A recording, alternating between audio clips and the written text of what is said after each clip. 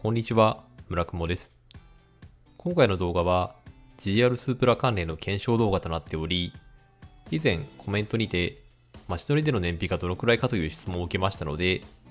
実際に調べてみた結果をお伝えします。皆さんの参考となれば幸いです。また、ブログも運営しており、そちらでも自動車関連情報を随時発信しておりますので、概要欄のリンクからご覧いただけると幸いです。それではご覧ください。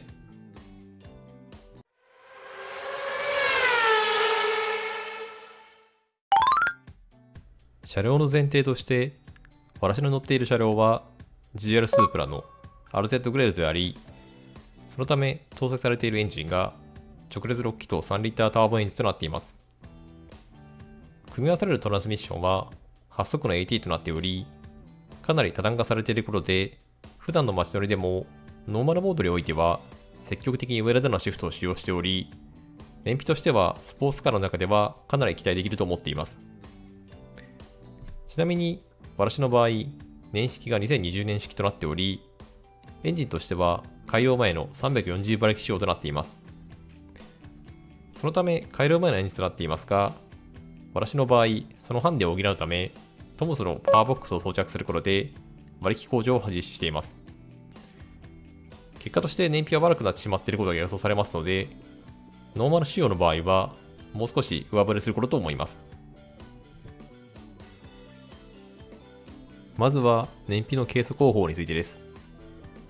リアルな燃費計測を行う場合は、最初にガソリンを満タンにしておき、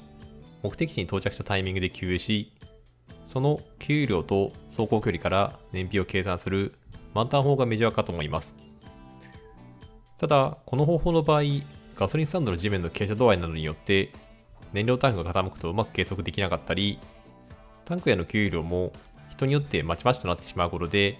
計算結果がばらしてしまうことが予想されます。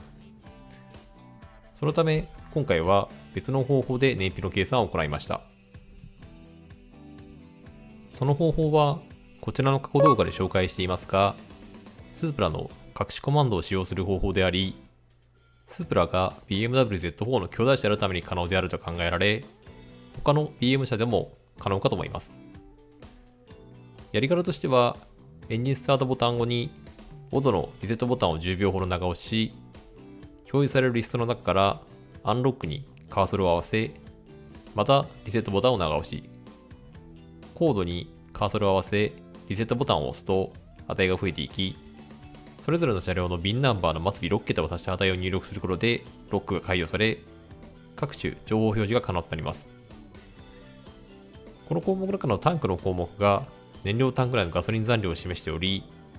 100キロ走行前後でどのくらいこの残量が減っているかで燃費の計算を行いました。続いて、街乗りのルートについてです。今回の検証は約100キロ走行の燃費計証を考えており、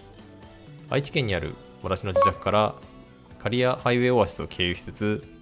名古屋市にあるスーパーオートバックスを目的地として往復するルートを設定しました。このルートで OS を100キロ走行となります。通常ですと、このルートでは高速道路を使用することになりますが、100% 下道での検証としています。続いて、走行条件についてです。過去動画で高速道路での燃費検証では、出せる限りの低燃費を狙ったため、エアコンオフなどの低燃費走行を心がけましたが、今回の場合、街乗りでのリアルな燃費を測定することが目的となっていますので、エアコンも21度設定で使用し、走行モードはノーマル。変速制御に関しても完全に車アクセとしました。ちなみに高速道路を走行していないので、レーダークルーズコントロールなどの運転支援系装備も使用していません。当日の車の流れとしては、いつも通りの感じであり、事故などのアクシデントに伴う重大なのに引っかかることはありませんでしたので、検証の姿勢としては問題なかったかと思います。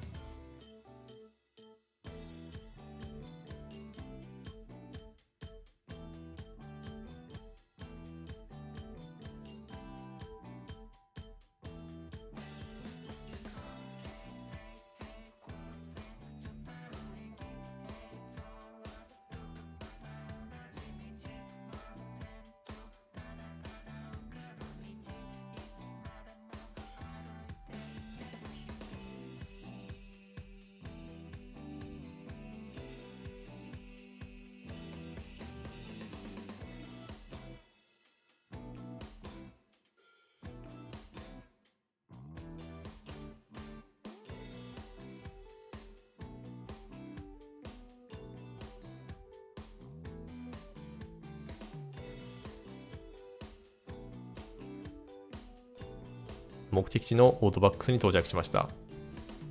こちらで少し買い物して自宅へと帰宅し、燃費計算を実施していきます。燃費計算結果です。ご覧の通り、今回の検証での走行距離が108キロとなっており、その走行距離に対して燃料消費量が 12.2 リッターとなっています。